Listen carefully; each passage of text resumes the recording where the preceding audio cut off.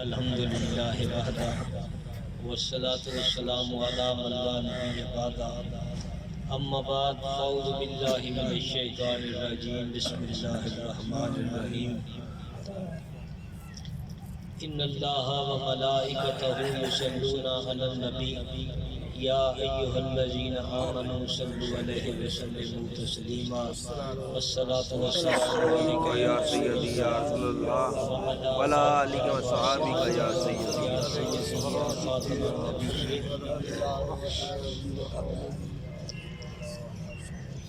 حضرات گرامی، جس کو جو شان ملی ہے وہ سرکار کی وجہ سے ملی ہے۔ سرکار کو کسی کی وجہ سے شان نہیں ملی، وہ صحابہ ہوں، اہل بیت ہوں، جس کو جو مقام ملا ہے مدینے والے کی وجہ سے ملا۔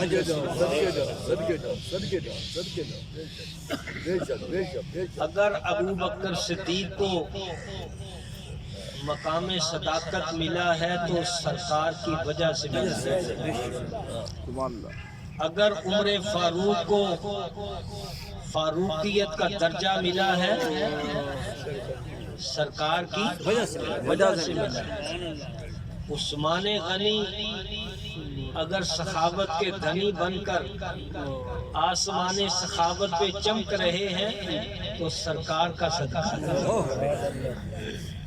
اگر مولا علی کو شان ملی ہے، مقام ملا ہے، مرتبہ ملا ہے، سرکار کی اس کی وجہ سے سرکار کی وجہ سے۔ حسنین کریمین طیبین طاہرین کو اگر مقام ملا ہے سرکار کی وجہ سے۔ تمام صحابہ اہل بیت کو جو عزت اور شان ملی ہے یہ سرکار کا صدقہ ہے، یہ سرکار کا صدقہ ہے۔ اس لیے جس کی بھی شان بیان کی جائے گی تو وہ اصل میں سرکار ہی کی شان ہوگی۔ معراج شریف کا واقعہ آپ کے سامنے حضرت صاحب بیان فرما رہے تھے۔ ہے تو یہ ماہ معراج مصطفیٰ، لیکن میں آج چاہتا ہوں کہ کچھ مولا علی کی بات نہ کر لیں۔ سبحان اللہ۔ پچھلے اتوار کرنے رجب 13 رجب پچھلی باری سے گا نہ آگے سے گا۔ یہ جو ہے نا ہاں 13 رجب کا یا مہینوں کا یا دنوں کا نہیں، یہ جس وقت بھی دل میں آئے کر دو۔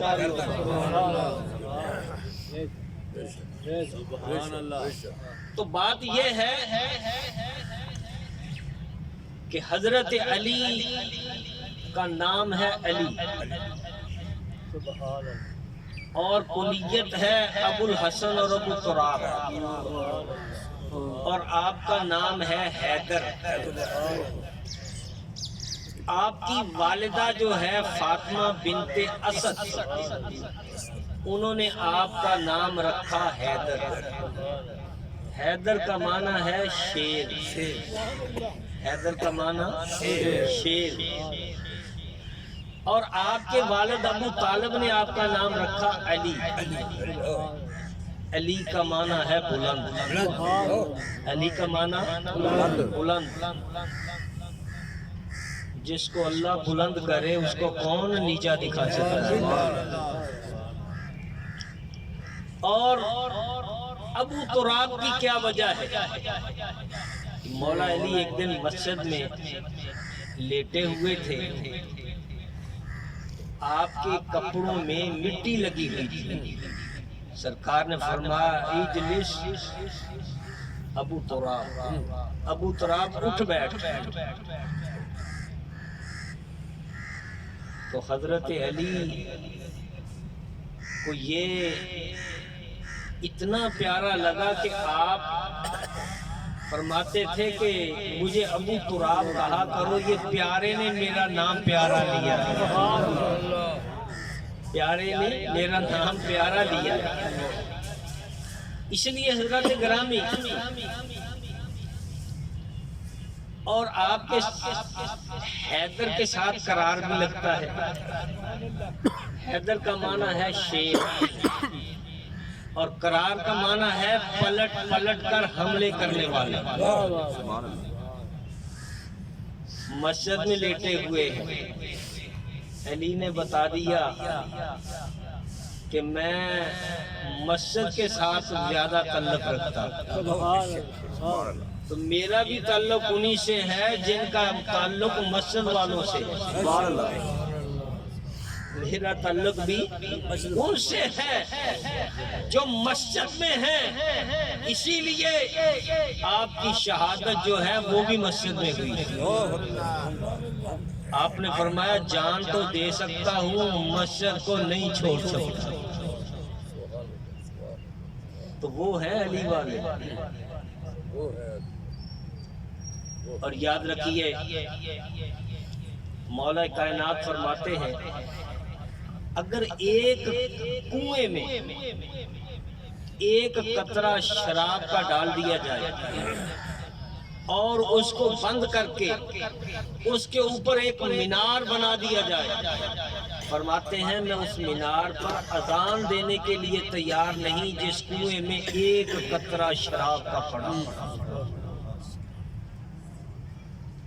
فرماتے ہیں اگر مجھے پتہ چل جائے کہ اس دریا میں ایک شراب کا قطرہ ڈال دیا گیا اور پھر اس کے پانی سے گھاس جو ہے سیراب ہو اور گھاس اس کے پانی سے پیدا ہو، اور فرمایا کہ وہ گھاس بکری کھائے اور میں اس بکری کا گوشت کھانے کے لیے تیار نہیں۔ تم کس علی کو مانتے ہو؟ یہ ہے ہمارا علی۔ اور خیبر کے موقع پر یہ بات بہت کم بتائی جاتی ہے کہ خیبر کا جو علاقہ تھا نا وہاں 12 قلعے تھے۔ قلعہ نام تھا، تلی تھا، سلائم تھا، نتاد تھا، بہت قلعے تھے یہودیوں کے، اور یہ 11 قلعے جو تھے خیبر کے صحابہ نے فتح کیے تھے۔ سبحان اللہ۔ اور یہ قلعہ قموس جو تھا یہ بہت بڑا قلعہ تھا، اور یہ ویسے ہی فتح نہیں ہو گیا، یہاں پر 17 صحابہ نے جانے دی۔ یہ کبھی کسی نے بتایا؟ 17 صحابہ نے جانے دی اور 93 یہودیوں کو قتل کیا۔ یہ جو خیبر کے 11 قلعے تھے یہ صحابہ نے فتح کیا۔ جو تان کرتے ہیں نا کہ نہیں صحابہ سے کچھ نہیں ہوا تھا، وہ اللہ کے بندو قادسیہ کو کس نے فتح کیا تھا، ایران کو کس نے فتح کیا تھا؟ یہ صحابہ کرام ہی تو تھے۔ پھر قلعہ قاموس جو تھا فتح نہیں ہو رہا تھا، صحابہ گئے، لیکن یاد رکھیے جس کے ہاتھ پر اللہ نے فتح فرمانی ہو اسی کے ہاتھ میں ہوتی ہے۔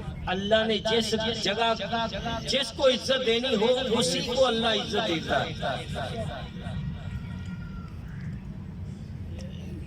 صحابہ نے عرض کی یا رسول اللہ قلعہ قاموس فتح نہیں ہو رہا۔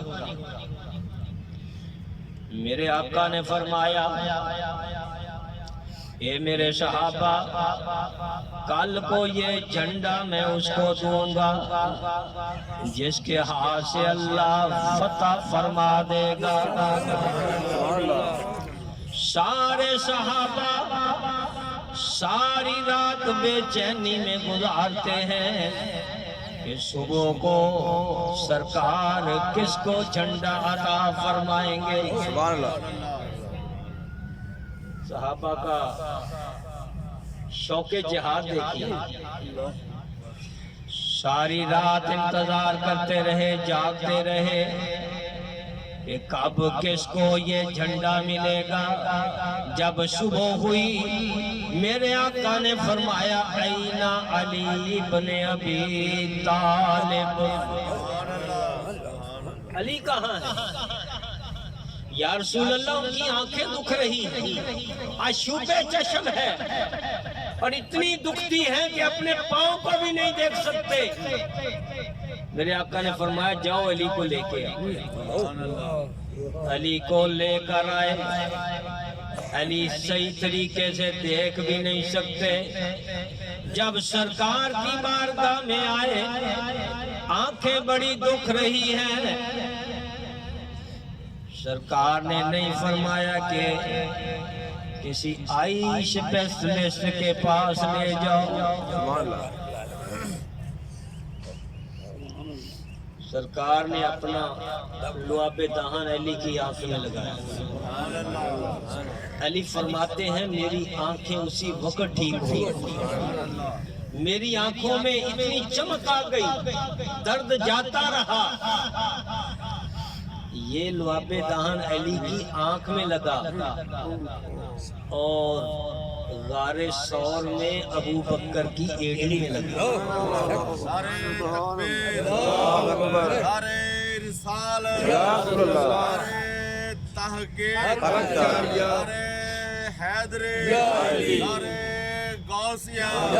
اس کے بعد علماء نقطہ سنج نے کہا کہ جو علی کی اولاد میں سے ہوگا اس کی آنکھوں میں حیا ہوگا۔ سرکار کا لعاب دہن علی کی آنکھ میں لگا اور ابو بکر کی ایڑی میں لگا۔ جو ابو بکر صدیق کی نسل سے ہوگا، صدیقی ہوگا، اس کے پایہ استقلال میں لغزش نہیں آئے گی۔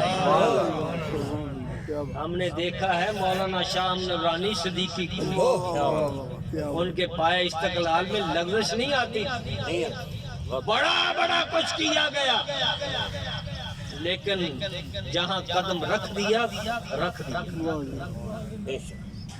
اور کہتے رہے وہ اور ہوں گے تیری محفل سے نکلنے والے۔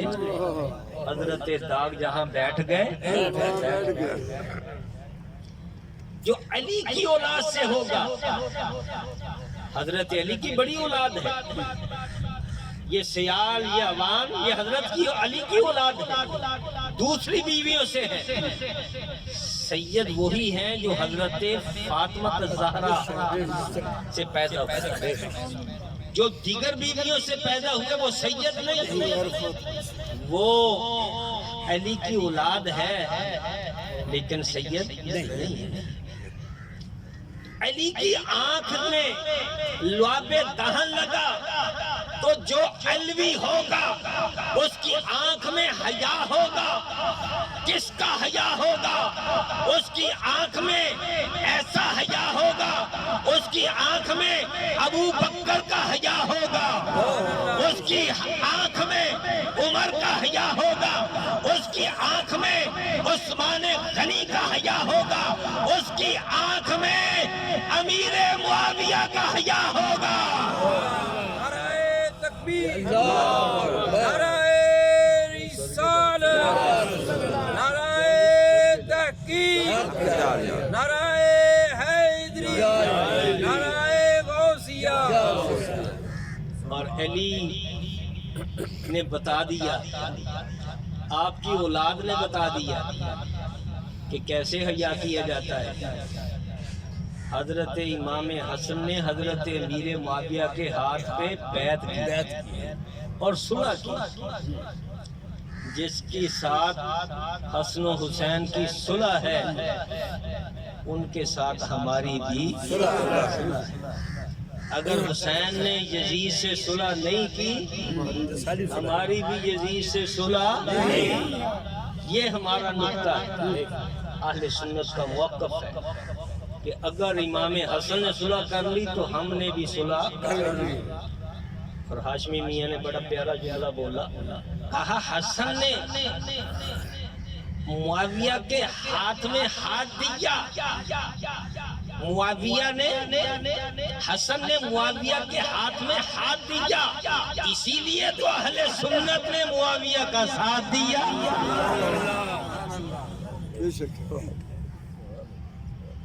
تو اس لیے امام حسن کو اوورٹیک نہ کرو۔ تو مولا کائنات جب جھنڈا لے کر گئے، خیبر کا بہت بڑا جنگجو بہادر خود پہننے والا وہ تھا مرحب۔ مرحب کے مقابلے میں کوئی نہیں آتا۔ اس نے آ کر اس نے للکارا، کون ہے میرے مقابلے میں آنے والا؟ میں فلاں ہوں فلاں ہوں، یہ سارا خیبر جانتا ہے، میری بہادری کے چرچے ہیں۔ ادھر میرا علی اٹھا، علی نے کہا انا الذی سمتنی امی حیدرا۔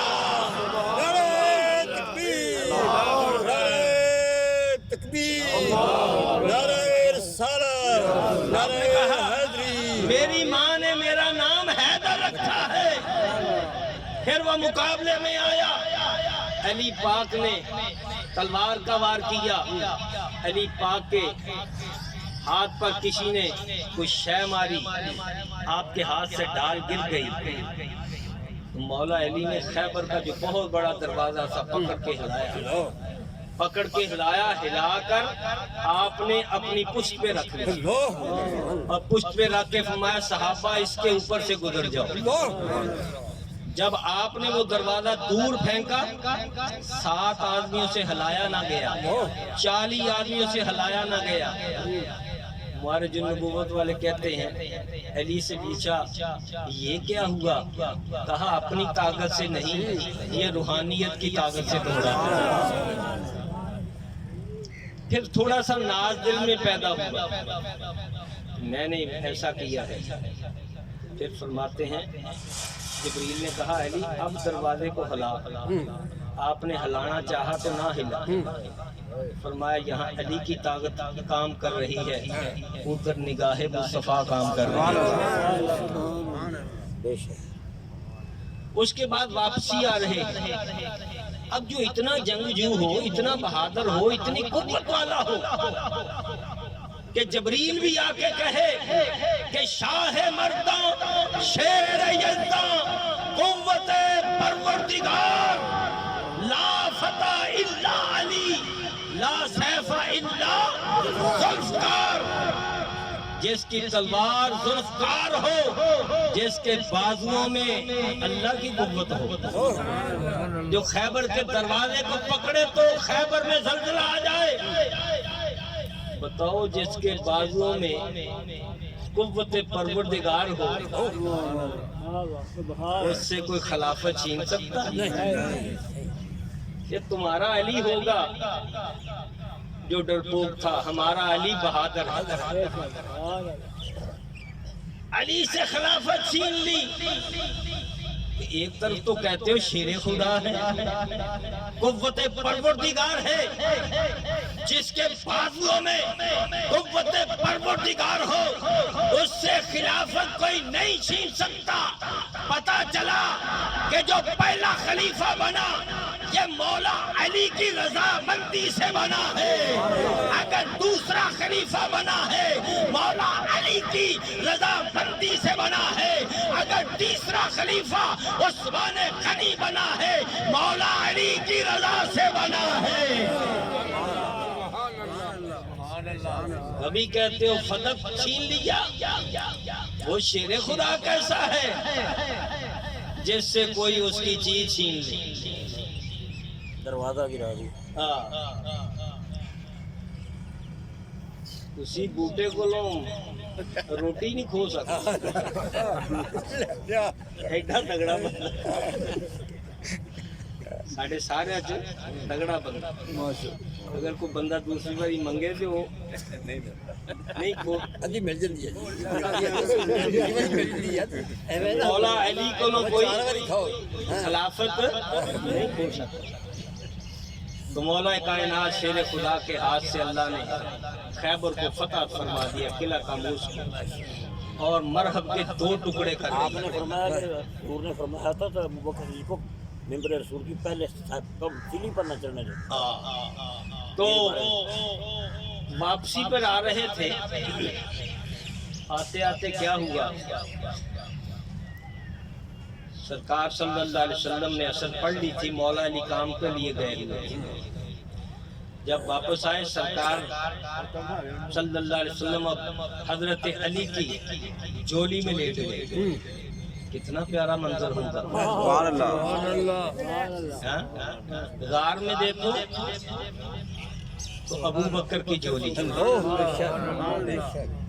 حجرہ عائشہ میں دیکھو سرکار کا سر ہے اور جھولی عائشہ صدیقہ کی، مقام صحابہ پر دیکھو جھولی علی کی ہے، جھولی علی کی ہے اور سر مصطفیٰ کا۔ زمین پر عرش اعلیٰ کے نشان معلوم ہوتے تھے، زمین پر عرش اعلیٰ کے نشان معلوم ہوتے تھے، علی کی جھولی میں دونوں جہاں معلوم ہوتے تھے۔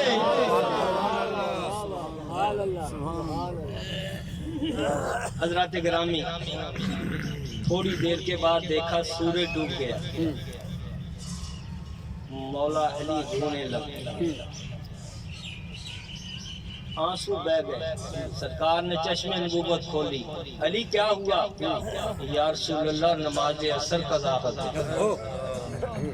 بڑا نکتہ ہے اس میں کہ علی کو ماننے والے کون ہیں؟ جو نماز عصر کو مانتے ہیں۔ یہ نہیں کہا یا رسول اللہ ظہرین قضا ہو گئی، یہ نہیں کہا مغربین قضا ہو گئی، تو پتہ چلا ظہر قضا نہیں ہوئی، عصر قضا ہوئی، سورج ڈوب چکا تھا۔ سرکار نے چشم نبوت کھولی، علی نماز ادا پڑھنی ہے کہ قضا پڑھنی ہے؟ آقا غلام آپ کا ہوں، نماز قضا پڑھوں، میں نے ادا پڑھنی ہے۔ اور سورج ڈوب چکا تھا، اللہ کے عرش کے نیچے سجدہ کر رہا تھا، ادھر سرکار کی انگلی اٹھتی ہے، آپ نے دعا کی، اللہ کی بارگاہ کا سجدہ چھوڑ کر نماز عصر پر سورج آ جاتا ہے کہ آج میرا سجدہ قضا کر لے، علی کی نماز قضا نہ ہو۔ یہ ہے میرا علی، یہ ہے میرا علی۔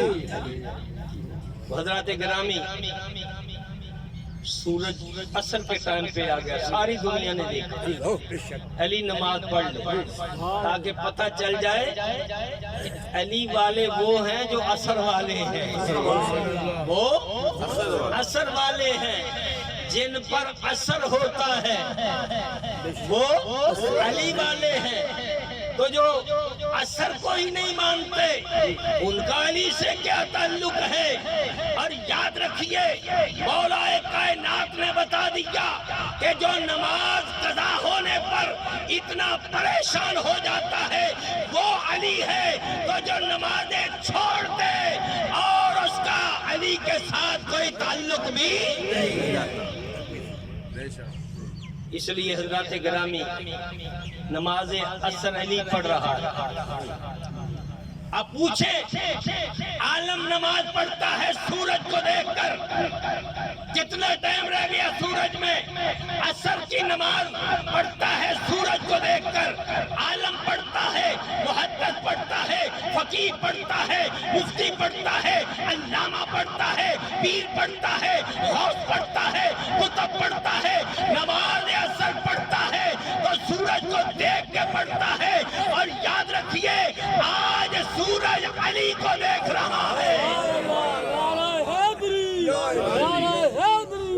جب علی کی نماز ادا ہو تو پھر میں غروب ہوں۔ اسی لیے تو ہم کہتے ہیں نا کہ اہل نظر کی آنکھ کا تارا علی علی، اہل نظر کی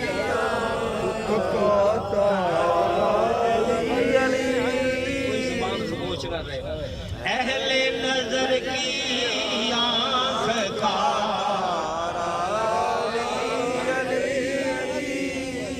اہل وفا کے دل کا سہارا علی. اس لیے حضرات گرامی اور بھی بہت سی حدیثیں ہیں، واقعات ہیں، تو پتہ چلتا ہے.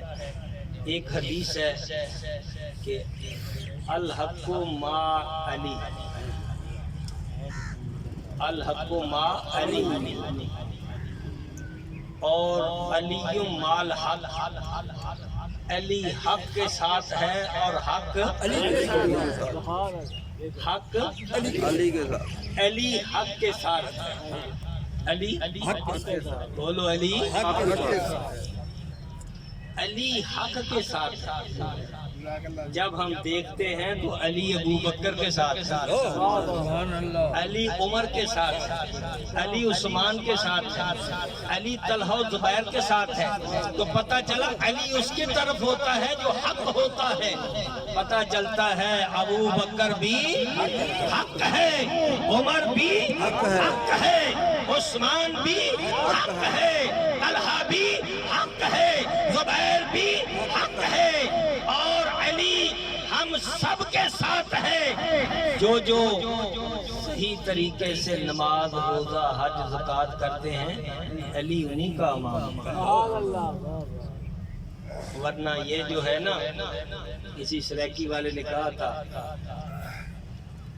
کہ ہتھی کر کے منہ کالا، ہتھی کر کے منہ کالا، پی کے بھنگ دا پیالہ، ساڈے فیصلے ملنگاں دے مکانے یا علی. قیامت والے دن مولا علی دی ہوسی موجے، پیچھے جدوں لگی ہوسی متیراں والی فوج. رب آکسی ضرور خوش ہونا حضور کہ چن کے لے آندے ہن دانے یا علی.